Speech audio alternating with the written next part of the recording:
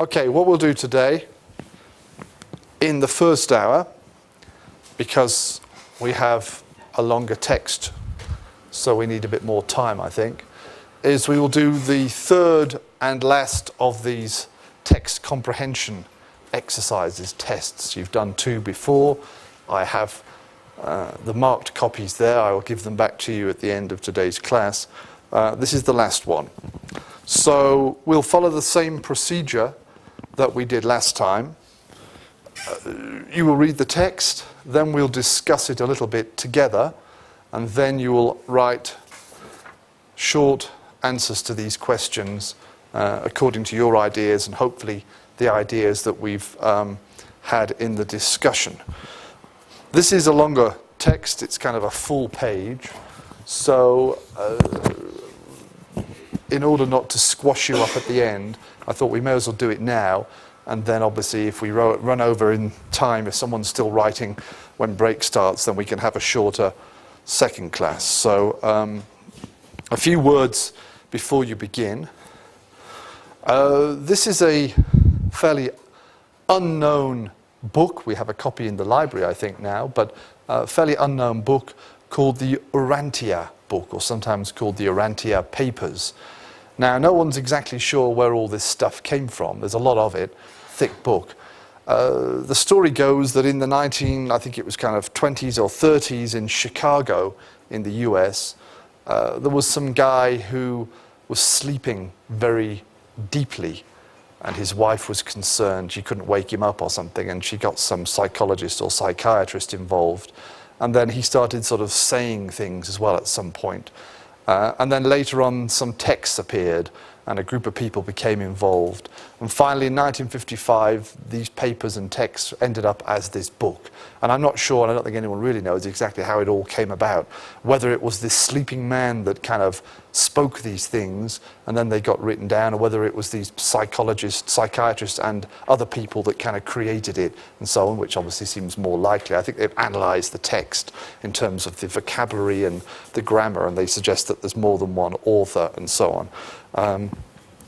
But those people that believe this as a kind of religious holy book would say that it was a revelation probably by this sleeping guy, and that it came ultimately from these kind of universal beings, angel type things in the sky or something like that. Okay, so read this, and it'll maybe take you about 15 minutes, something like that, I don't know. Read it slowly. Obviously you can ask me if there are any words you don't understand.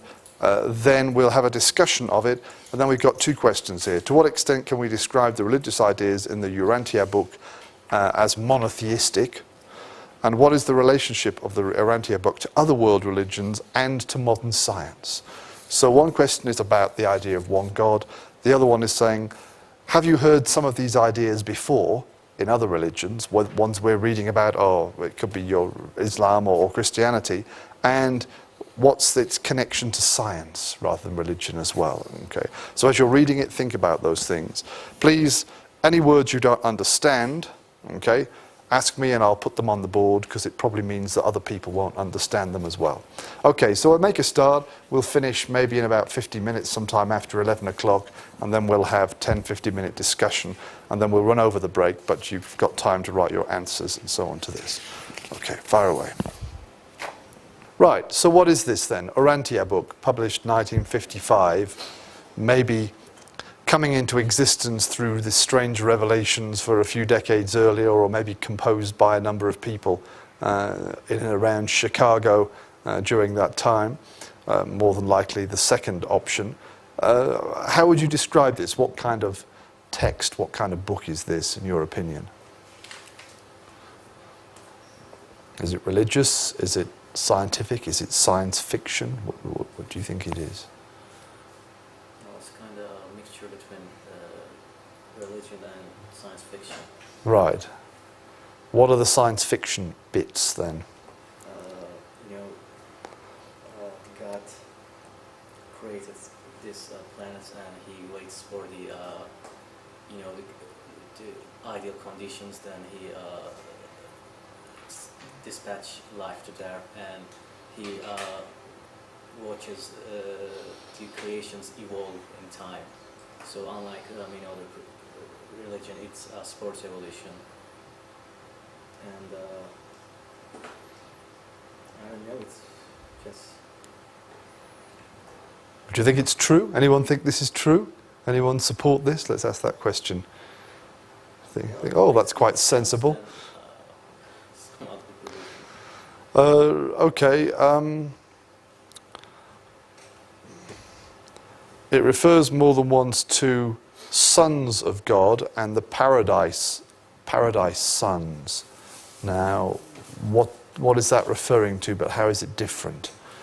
By the sons of God where the universe is made, and on those worlds where a paradise son has lived, a bestowal life, what is being referred to by this idea of there's more than one paradise son, do you think?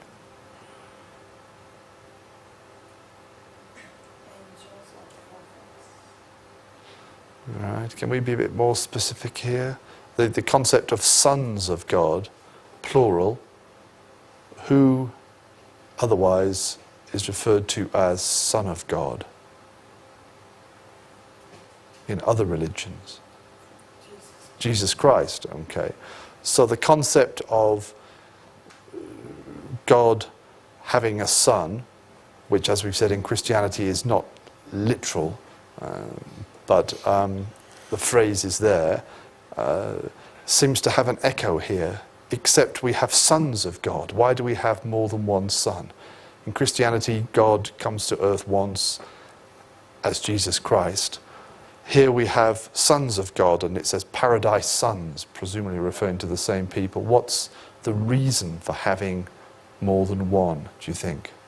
I'm not sure if I understand correctly, but I guess humans evolve, and right now we are not the final step of on this final step of evolution, and when we have completed our evolution, we will be that, paradise son, I guess, superior being. Well, no, paradise son comes from outside, separate from humans, if I understand. The sons of God or paradise sons, they come from outside to help humans and so on. But my question is, why is there more than one? In Christianity, we have Jesus Christ as Son of God. Here we've got sons of God.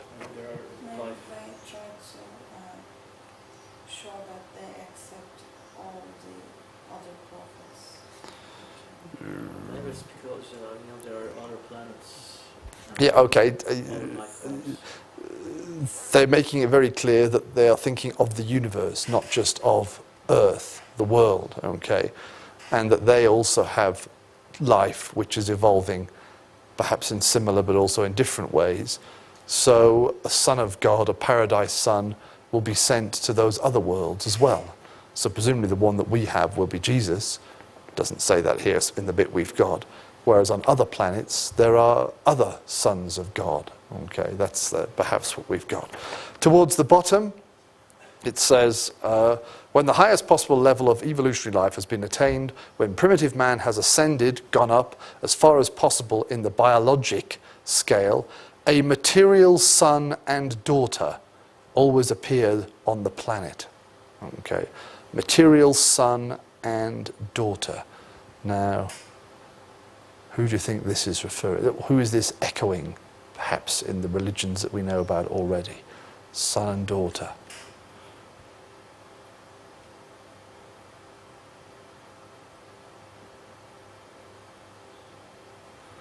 I suspect, anyway, I could be wrong, but I have an idea. Now, son and daughter, so you've got man and woman, okay? Son and daughter.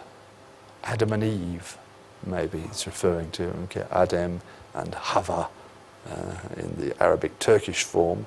Okay, now they're not well, I suppose they are. Since they were created by God, then they are kind of coming from one source. So you could call them son and daughter, but obviously they're husband and wife in traditional Abrahamic religions. But I think this is a reference to those. Again, it's another stage. And then afterwards it refers to post-Adamic men.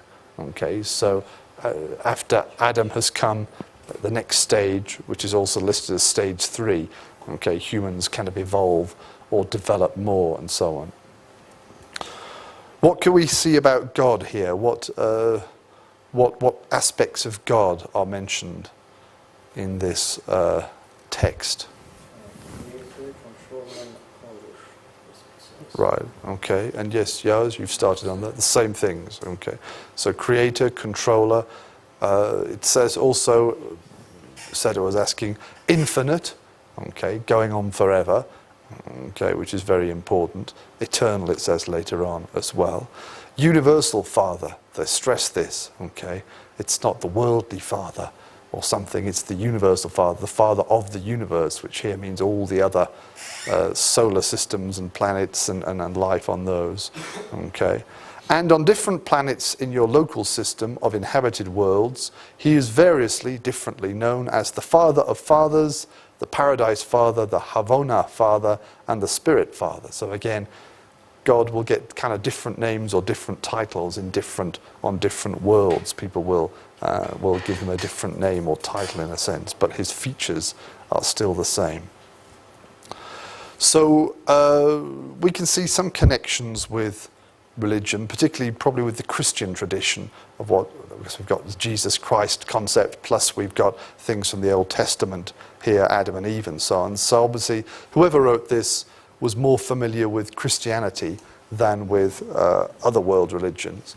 The science stuff, well, Erdem mentioned evolution. What other science things can we see in here? We've mentioned it more than once. Could be the ages. Right. Can you explain that more? For the humankind. Right. Well, that's interesting. Yes. 7 ages. Right. As the example of the before the period of the modern science. For example, here it says planetary trains. So there are stages. It's a kind of evolutionary stages and so on. It's interesting that the number is 7. There are 7 planets. Well, there are 7 days in the week, and You also say there are 7, in the sky, God's, I don't know, resides in the 7th. right, yeah. But more directly, in the Old Testament, I don't know if you've got this in Islam or not, you'll have to tell me, but in the Old Testament, when it talks about creation, okay, God created the world in the week, rested on the 7th day, and so on. So again, they're taking the concept of 7 here, and here it is 7 stages. Someone's deliberately kind of taking the figure 7, trying to make a parallel with it there, in a sense, perhaps you could say. I mean, for me, the scientific stuff is partly the evolutionary idea, but also this idea of the universe and of the possibility of life on other planets, something which, 2,000 years ago, people were not considering other planets in the universe and so on. It wasn't in their sort of world picture, so they couldn't create a religion that focused on the idea of other planets. But in the 19th century and the 20th century, people began more and more to think about these issues of solar systems beyond our own and possibility of life, and that's when what we would call science fiction really sort of starts to get going in the early 20th century. So that's will have influenced, will have fed into this, perhaps, okay, in its own kind of strange way.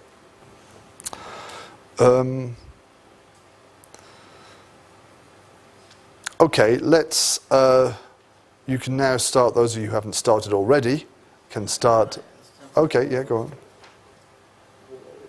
What does the text suggest that in what era is the human evolution here? There are 7 steps. Yeah, I suspect we must be maybe the post-bestowal sun man. I think that's when the paradise sons, okay, because it talks about the revelations of the bestowals of the paradise sons, okay, on those worlds where a paradise son has lived a bestowal life, and obviously Jesus Christ is the bestowal, the paradise son for earth, So probably we are like number 5 stage, I suspect. Okay.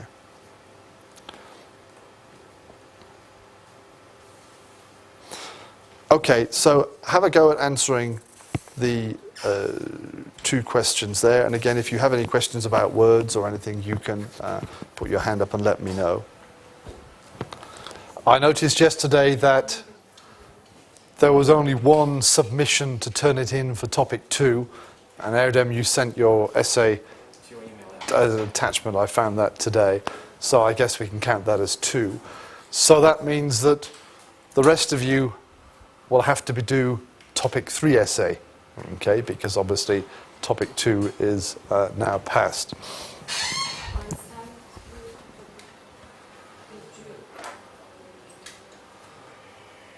Did I get that?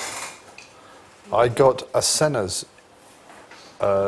topic 1 essay, which she said didn't receive. I will check. Can you send me an email to remind if you sent it? Okay. I definitely got Erdem's, but I'm not sure about the other. You submitted to turn it. Well, then yours is the one then. Okay. I haven't printed it yet, but you were the only one in that case then. But I'll check. Okay, in case. Okay. What we'll do now is we'll finish talking about the Baha'i religion, and then for a few minutes at the end, I'll give you back some of the work you've done so far, the essays I've marked for topic 1, and some of the tests and so on, so you can see how you're doing and so on, and we may finish a little bit early. Let's remind ourselves about the Baha'i faith. Where did it begin? Which country? Iran. Okay. You sound like American there. Iran. Did you say Iran? Or? No, I said Iran, but I wasn't aware that there was a British and American difference. Well, no, I mean, yeah, they say Iranians and things like that, Iran, but, okay, yeah, anyway, pronunciation aside. Beginning in the 19th century, during the, well, you could say 1840s, 1850s in Iran, and that means we see in many of their ideas and practices, we can see the influence of Islam, and especially Shia Islam, as obviously practiced in Iran at that time. Their religious activities, we just look at the historical background. Yeah, we're going to come to that. I'm just revising what we did. We're going to come to that in a minute. So we'll see some of their ideas in a few minutes. Okay, I'm just their main prophet, their main founder is Baha'u'llah. Okay, and the Baha bit, as we said, means glory in Arabic. Apologies for any bad pronunciation. And again, yes, the historical background. There is a kind of pre-prophet. They consider him to be a prophet. This guy called the Bab, okay, who said someone else would follow him. And one of his own followers, Mirza Hussein Ali Nuri, later on announced that he was the one that was following the Bab, and he set up the Baha'i religion. So it's kind of grown out of the Babi religion, but there are some differences as well. After him, his son, Abdul Baha, became the leader of the Baha'i religion and began to spread these ideas to other parts of the world. And then after him, after Abdul Baha, his grandson, Shoghi Effendi, was the leader, and he was the one. After him, when he died, they set up this Universal House of Justice.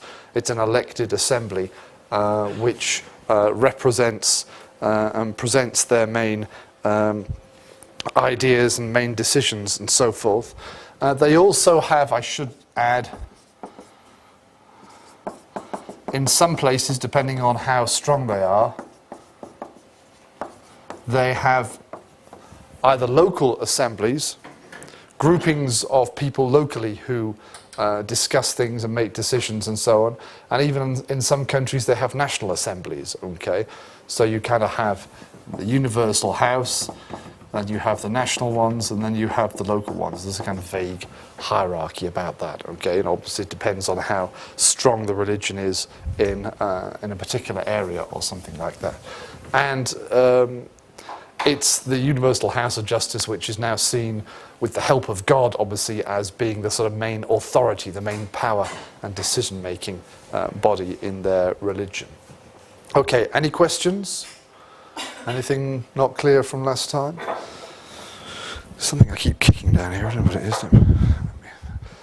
Okay, let's carry on then, go to the next screen and look at their scriptures, or as we call them, holy books, but they don't really have one or two kind of clear books which we can then say this is the holy book for that religion. They don't have something which we can say the Bible or the Quran, which they can focus on, or even the Book of Mormon or whatever. They have a number of different writings by obviously the Bab and Baha'u'llah, and then his successors as well. So it's more of a mixture of different writings. So scriptures there rather than holy books is what I've put.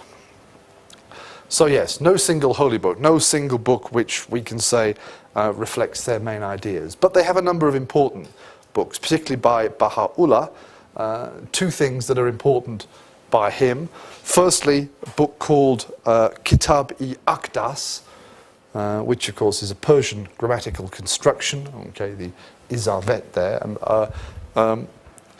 a lot of their early stuff was written in Farsi, was written in Persian, and then was translated into English. Though I think at least when you get to Shoghi Effendi later on, he was writing mostly in English. So the Kitab-i-Aqdas, which is especially, I think, to do with their laws. I think this sets out a lot of their behaviors and rules and things like this. Okay, and it means the most holy book.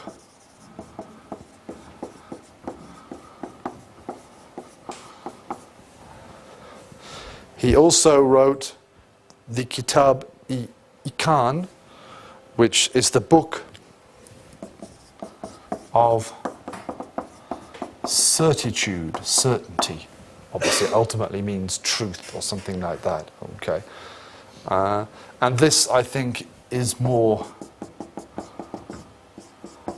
theology. It's more to do with kind of religious ideas rather than rules and things like that. It's their basic beliefs about God and the universe and so on. So these are two important collections of his writing, compositions by Baha'u'llah, which he will believe was inspired or influenced by God. Okay, so there's an element of revelation here, and he had revelations from God and so on, though they are technically... Which book is about law and which one is... If I'm correct, it's the Kitab-i-Aqdas is mainly law stuff and rules, and the Book of Certitude, Ikan. Sorry? You don't like civil law? Well, no, it's more to do with how you should behave, organising your life as a Baha'i. Okay.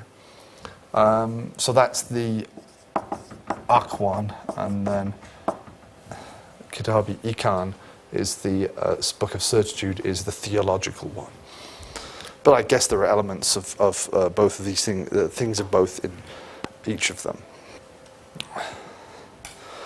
As well as their main founder, they accept amongst their writings the works by his successors. So Abdul Baha especially wrote letters. He often wrote letters to world leaders, to kings and presidents and things like that, where he was telling what he believed was the truth. And he also gave some lectures. So it's a collections of his lectures and letters put together, okay, are important for understanding his ideas, which I've got here, lots of things to press. And then lastly, Shoghi Effendi, the last of the guys, and he wrote a number of books. We won't give all the titles, I don't know them all. And I think he wrote a lot in English as well. His style of English, his slightly strange way of writing English, is kind of the standard for them as well. One of the problems with these things, in addition to the fact that there's no single book you can say this is where all the ideas and the truth are, so you've got different people and different writings, so it makes it more difficult to get a single picture and to say this is their belief and so on. Also the fact that a lot of the early writings especially were obviously in Persian, maybe Arabic as well. Baha'u'llah will have been writing in Persian, as I said. They are translated into English, obviously. And then most of the other translations have often been done from the English rather than from the Persian. Okay, I mean, maybe they're changing that now, but in the past especially, a lot of, if you wanted to read a Turkish version of the Book of Certitude or something, it would probably have been translated from English rather than from Persian. Maybe not Turkish, because people will know Persian here, but in other parts of the world or something. So that every time you translate something, of course, you may change it a little bit and so on. Maybe that's not the case now, but there is that danger, which makes it a bit difficult. They have this concept of the covenant. We've had that word, of course, in a slightly different way with Thomas Hobbes back at the start of this course. The covenant here is, again, the concept of agreement. People must agree. And basically what they're saying, if I understand correctly, is that anyone can interpret these books. What does to interpret mean? If I interpret something. Sorry? Not quite translate. Comment or whatever, yeah. I mean, if you take both of your answers, put them together, we might get it. It means you read something and then you say, I think it means this. Okay, so you take the reading, whichever language is, and you say, no, I think it means this or that or whatever. So you give your comment, you give your interpretation of it or whatever, which is what we all do when we read something. So any Baha'i can interpret these books and these ideas, but they cannot claim that their idea is definitely the correct one. My interpretation of the Kitabi Aktas is correct and Erdem's interpretation is wrong. They can't do that. They can't impose their understanding and say it's definitely the correct one and yours is wrong. And if we reach a point where people are obviously disagreeing and saying, no, I think it says this and I think it means that, and this is an important disagreement, there's a problem, then they will have to perhaps ultimately go to the Universal House of Justice to have these things decided. Any big problems will be decided by the big boys at the top, okay, or maybe national assemblies or whatever can also help. But essentially, you cannot impose your interpretation. So they're trying to keep a certain unity, because you know most religions break up into little groups. You have Catholics and Protestants and Greek Orthodox, and in Islam you have different versions of Islam as well. So it's to avoid that, they say you can't have this guy setting up a new form of Baha'ism and then Sibel coming up with another one, and then we end up with different groups. We're trying to keep unified. We try and decide and suggest which are the correct ones. I think that's what's going on. So we've got lots of writings. They have to be interpreted and understood. There's no single document. They were created over a period of over 100 years, of course. And then we work together with the Universal House of Justice, which I think is this building here, if there's any problems of interpretation or uncertainty and so on. And so if you decide to do your essay looking at these people, go into their website, you will just be pointed to the writings of Baha'u'llah. It won't say this book or that book, okay? There'll be just a selection of ideas that they think are important, quotations and passages from these books and others to reflect their ideas set out by theme.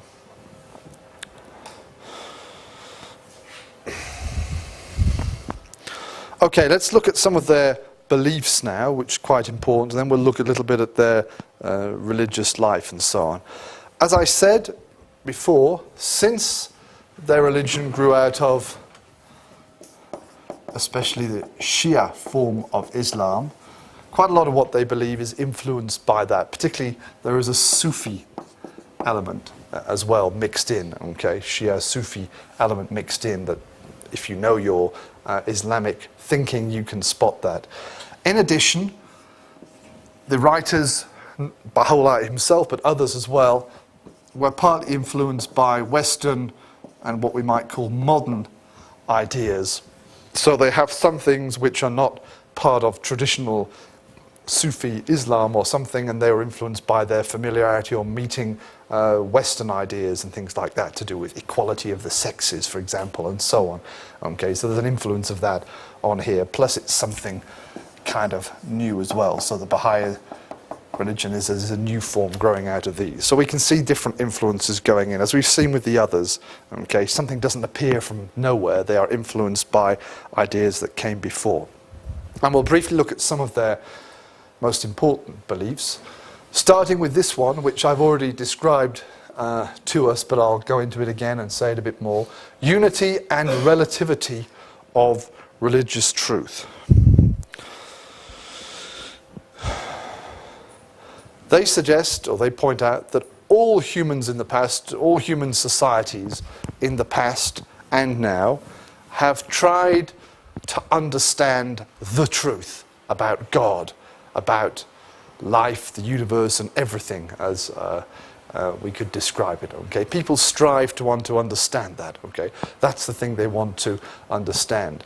The problem is that God and the universe is perfect and infinite, okay, goes on forever, whereas human beings are obviously imperfect and finite. We have an end.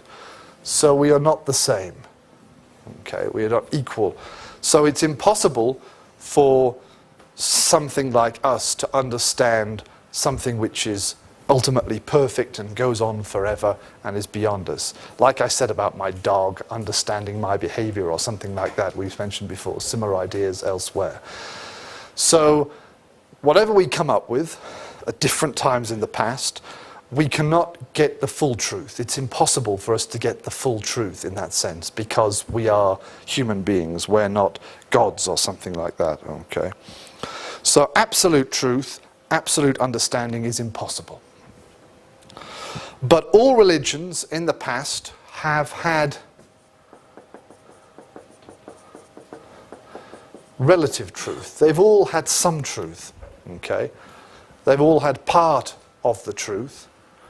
And it's the truth which is relevant to their time. So some truth. Okay. So God has revealed truth through various prophets. We'll come to those in a moment. Okay. And it's some part of the truth that people in the past can understand. And it's truth which is related to a particular context. So 2,000 years ago, God revealed the truth which was coming through Jesus Christ, and that was the kind of truth that people needed then. 600, 700 years later, the Prophet Muhammad comes, a different part of the truth is revealed to a different society. Human beings are changing, human society is changing, so the bits of the truth which is sent are also changing as well, and they all have part of the truth. So you can't say that religion is wrong, but it's not totally correct either. Okay, they're all got part of the truth. Similarly, because of what we are, because we are imperfect, we all disagree. Okay, and we come up with different interpretations. Like I said, Sibel and Erdem will interpret things differently. So all the religions have been interpreted and changed a little bit by people. Okay, they come from God, but when they end up with us, we kind of come up with something, or we have different interpretations, different views, Catholics, Protestants, Sunni, Shia and things. So already things are getting confusing. There's no absolute truth there in that sense as well. So we have part of the truth from the religions, and each one is suited to its own context, to the development of people at that time. Okay, but they accept all these big religions. Okay, there's a nice one here. Let me just have a look at in my book diagram. So, yes, for their prophets, and we'll come to these guys soon, Adam, Noah, and Abraham, and Moses, okay, the guys that we get from in Islam and Christianity and Judaism. Zoroaster. Anyone know who Zoroaster is? Who? Very useful religious type in Iran. Yeah, okay, or probably at that time more like Central Asia, a bit beyond Iran. But Zerdusht, do you know? Okay, Zoroaster is the kind of modern English founder. And Zoroastrianism was a very early sort of monotheistic religion which still exists in Iran, grew up probably in part of the Iranian world in Central Asia and so on.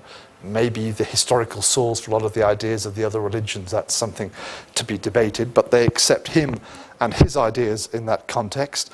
Buddha, okay, we go east, we get Buddha, Jesus, Muhammad, then the Bab and Baha'u'llah, okay. So all these religions and ideas, they accept as having part of the truth on this process and so on. What do they think about the Mormons? Well, I don't know, actually. That's an interesting question. Obviously, when these ideas were being set up, Baha'u'llah obviously was living contemporaneously with the early Mormons, but he probably was not aware of what was going on over there in the US. It was not very well known in the world or something. So I have no way of knowing what they might say about these other religions. These are the big ones. They fit into the big frame, in a sense. It would be interesting to look on their website or somewhere to find out what they say about Sikhs or Rastafarians or Mormons and other more recent religions and things, whether they accept them or not. I don't know, actually. Those guys actually think there will be new prophets. Yeah, I'll come back to that in a minute. But yeah, so they can, I mean, they might say that, but they think the other ones are later. They think they're still at that phase. So they might reject those guys, I'm not sure. But that's a good question. A little bit of research for next time, maybe. So they believe in the relativity. All the religions are part of the truth. They are all unified and represent the truth, but they only represent part of it, relative truth, not absolute truth. So Christianity isn't the truth. Islam is not the truth. Okay, they've all got part of that truth. Okay, unity is also very important. They believe their big message is for the unity of human beings, human life, and things like that. And we'll come to that in a minute. Okay, what we call prophets, they will call manifestations of God. So all these religions in the past, they accept as having part of the truth. Each of these religions has got a prophet, as in our words, they would say a manifestation of God. What does the word manifestation mean? If you manifest something, that's perhaps a little bit too active. Can we think declare? To manifest is a bit different. Almost there. A manifest, to manifest. Anyone? Maybe to show. Okay, göstermek or something. To manifest means to something which shows something else. Okay, reveals something else. So what we would call prophets, they are coming from God, they are aspects of God, they are showing some part of God, okay? And in English, they're called manifestations. I think that maybe the original Persian word is something which you will find in Shia Islam and so on, things like that. They are the messengers, the prophets of God for these previous religions, and they come to explain the particular truth, the relative truth at that time, okay? And they are the founders of these religions. And here, of course, Jesus Christ, like in Islam, is a manifestation, not the Son of God, not God himself or whatever. And they have two aspects. They have two sides to their existence, okay? Firstly, they are like mirrors of God. They reveal, they show, or reflect God, okay? So they've got some connection to God. So things like God's love, God's justice, and so on, this is part of these guys, these manifestations, okay? But in addition, they are also human. They are part of their own life, part of their own time and context, and so on. So they're connected to God, but they're also human, okay? And what they say, what they teach, what they believe will change according to their personality and their own times and things like that. So they're linking up to God, but they're also part of the human world as well. They've got this kind of two-sided, dual personality or function and so on. And obviously, Baha'u'llah and the Bab shortly before him was a manifestation, was one of the prophets, and was the manifestation for their religion.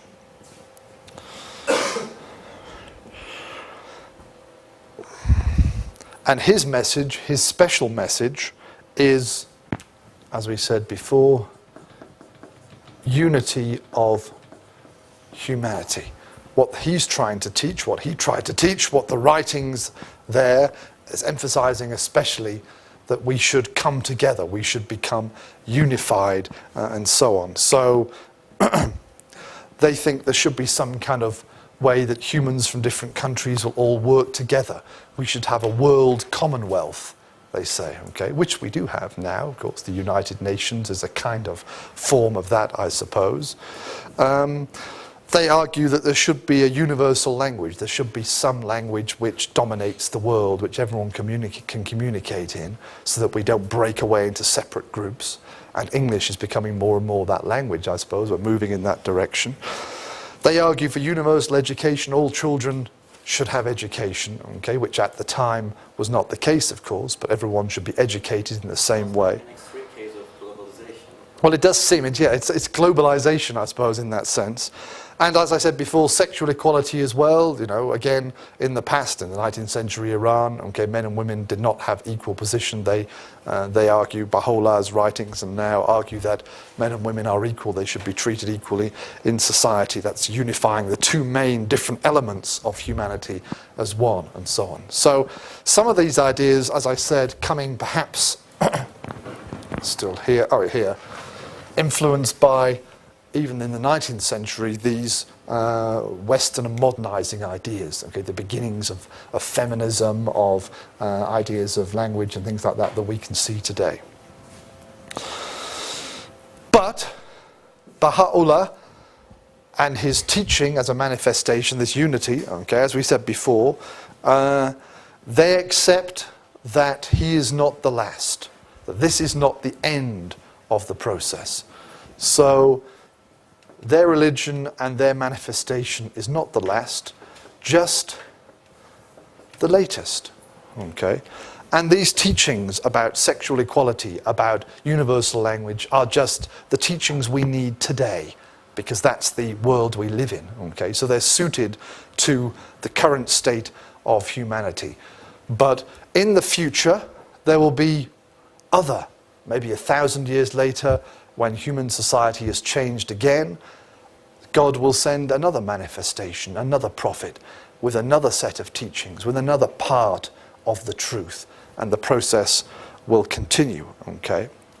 And that's what we said last time or earlier on, is one of the things which makes this religion a bit different from others, because most religions say, we have the truth, it's absolute truth, more or less, though we wouldn't press it too far, but we have the best form of the truth, and our prophet is the last one, and so on. And that's the case in Christianity and Islam and others up to a point, that we wouldn't press it too far. But these people are far more relative.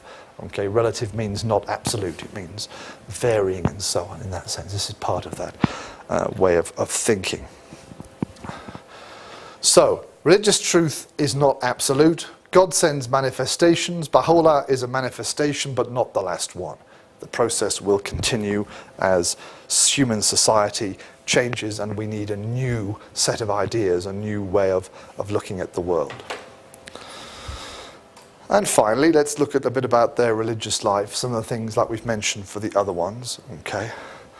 Ideally, Baha'is can get together and worship in what is called a house of worship.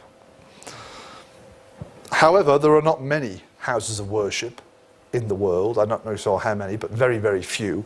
So most Baha'is get together, they meet in someone else's home. They meet in their house, or they can rent a flat or a building somewhere, okay, and meet. So they don't, these kind of places are very rare, okay? They're special big places for show. But most Baha'is in the world will get together more locally and worship. They don't have a clear church building or whatever, the temple that they can go to.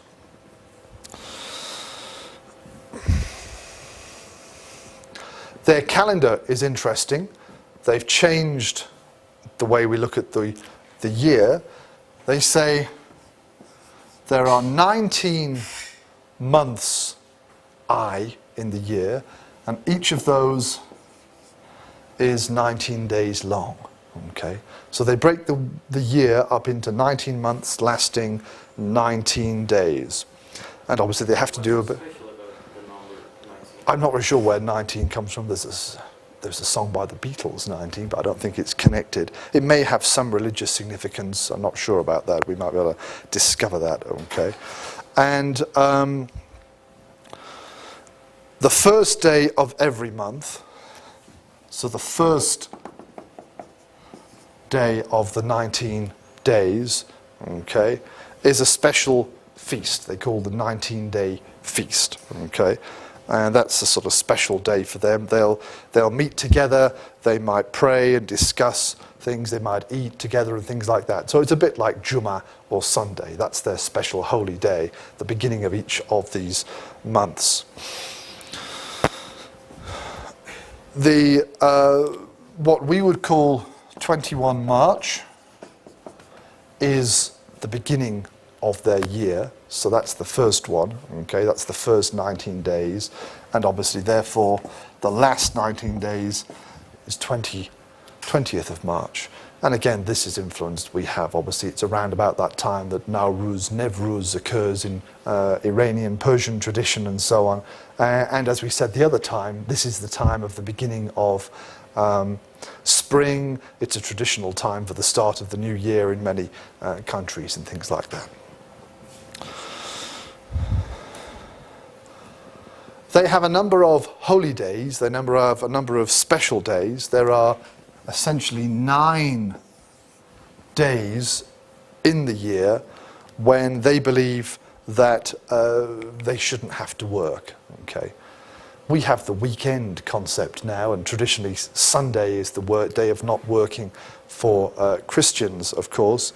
For them, no work on 9 days in the year. These are like the birth of the Bab and the birth of Baha'u'llah, the death of the Bab and things like that. Okay, they're connected. And also, you remember when Baha'u'llah announced himself to be the promised one, that's also a special time for them as well. So days connected to that process. Okay, and 9 of these where they think they don't work. And I don't know, Aaron will probably say, but wait a minute, what about this with his questions? But I have no idea what a Baha'i does if one of these 9 days doesn't occur at the weekend. And can a Baha'i call his boss in Istanbul or London or someone say, sorry, it's one of my holy days, I'm not coming in or something? I mean, it all depends on how you work it out and where you work, I suppose, and so on. At least with the concept of the weekend being common in most of the world, except for people who work in shops or whatever, most of us have a couple of days off or we can work voluntarily. So they may be a bit confusing there, I don't know. Okay, prayer, salat. Prayer is mainly kind of personal. There's no big ritual about how they pray, as far as I understand. Okay, it's fairly simple.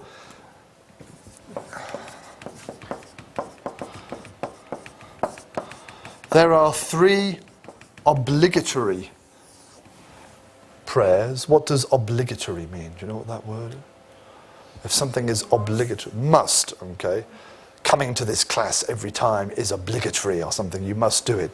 So they only have fairly short little prayers, 3 of them, and these ones, they must choose one of those and say it during the course of the day at some point, quietly pray to themselves. I think generally when they pray, they have to face the tomb of Baha'u'llah in Acre, okay, so a bit like in Islam where there is a particular direction for praying, so it's kind of similar for them, but obviously it's not Mecca they're pointing at, it's the tomb of Baha'u'llah that they have to orientate themselves towards if they can, and so on.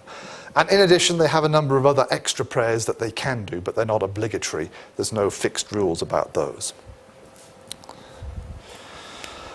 Fasting, which is called something like Saum or Savm, depending on how you pronounce the word, okay.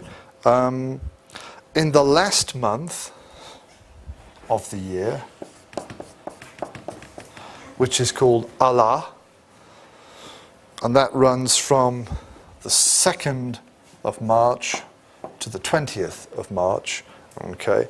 During that month, like in Ramadan, they are not supposed to eat food between the sun coming up and the sun going down. Okay, so clearly an influence of Islamic views here.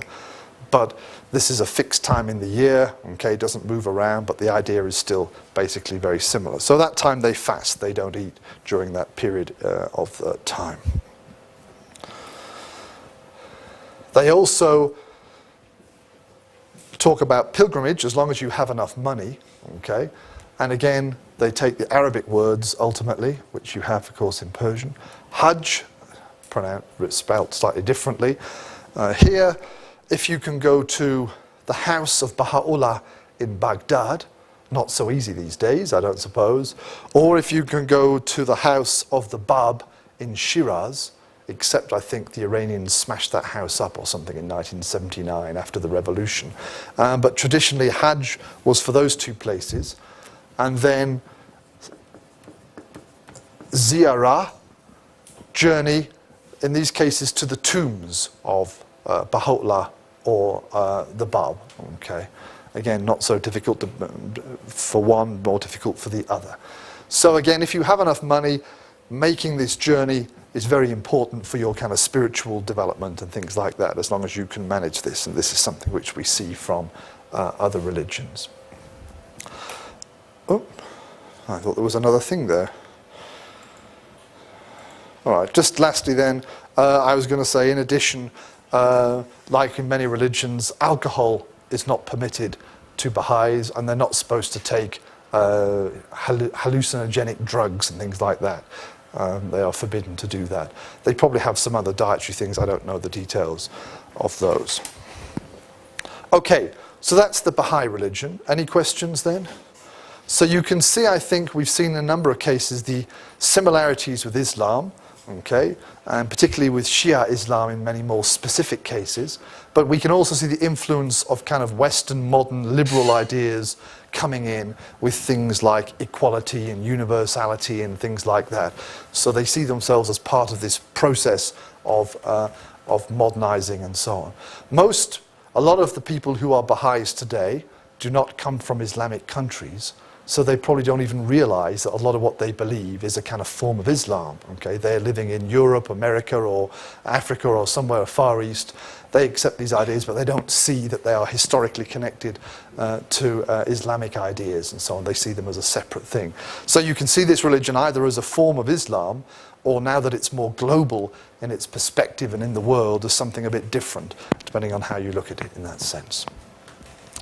Okay, we've got one last religion to look at, which we'll start looking at on Friday, which is the Rastafarian religion, a rather interesting set of ideas. What I'll do now is just give you back the work which you've given me so far, except I haven't got the midterms. So let's start with topic 1, essays.